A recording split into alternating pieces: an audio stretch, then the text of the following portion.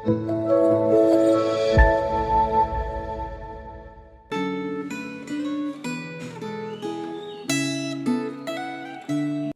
saudara yang dikasihi Tuhan. Kembali kita berjumpa dalam refleksi renungan Gema. Kita bersyukur masih bisa merenungkan firman Tuhan yang bisa kita pelajari bersama.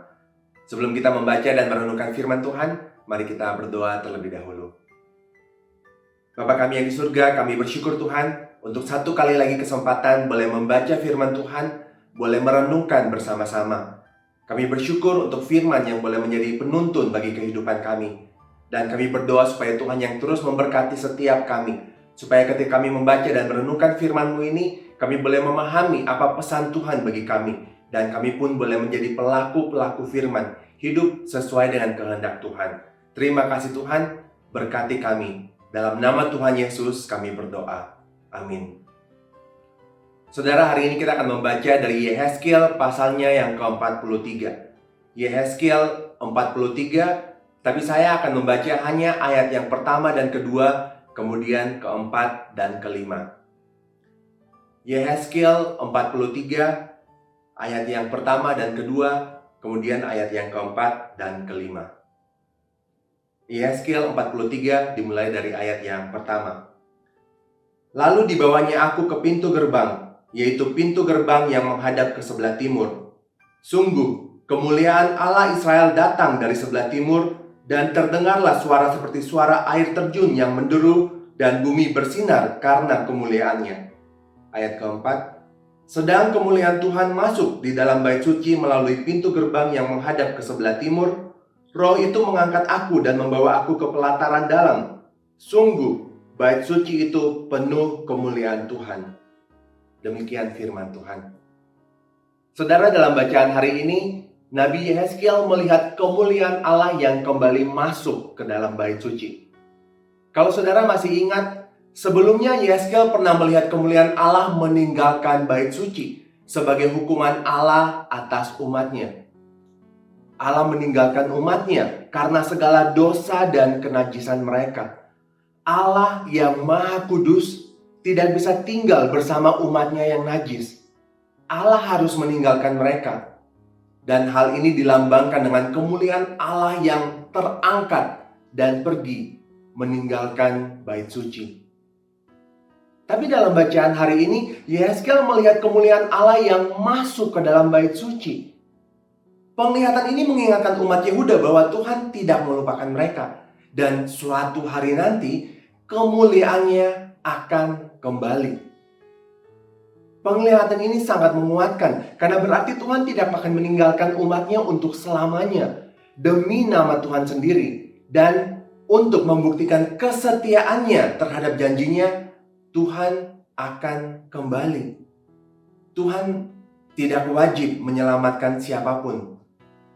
Tetapi karena janjinya dan karena anugerahnya bagi manusia berdosa, maka Tuhan akan menyelamatkan mereka yang dipanggil menjadi umatnya.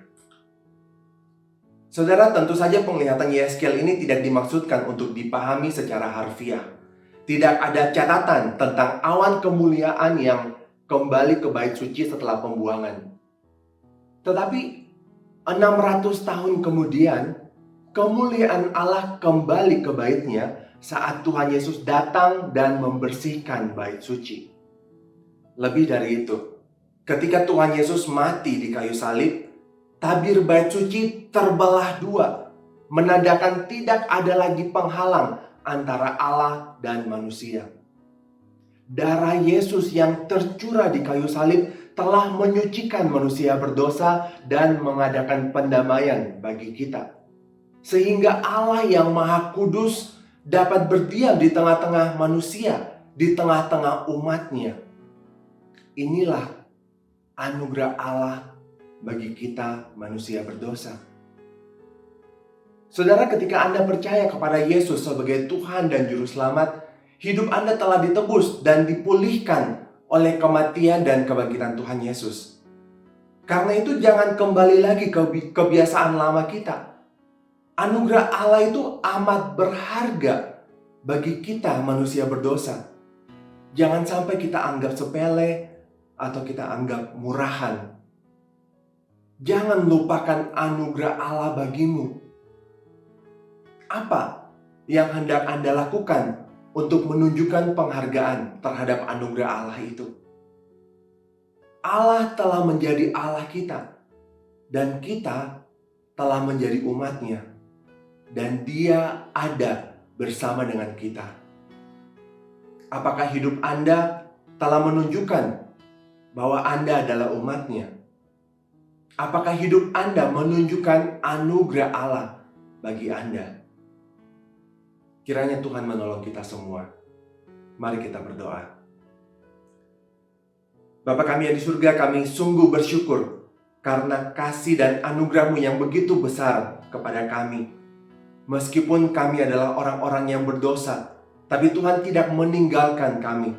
Bahkan Tuhan Yesus telah mati bagi kami. Darah Tuhan Yesus telah menyucikan kami dari dosa-dosa kami, dan kami telah didamaikan kembali dengan Allah.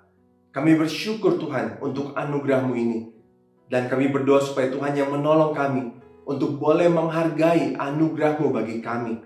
Dan biarlah kami boleh hidup sebagai umat-Mu.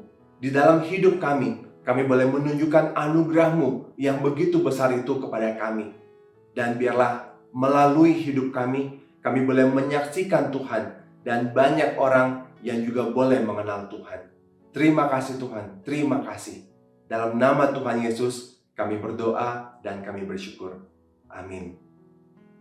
Tuhan Yesus memberkati.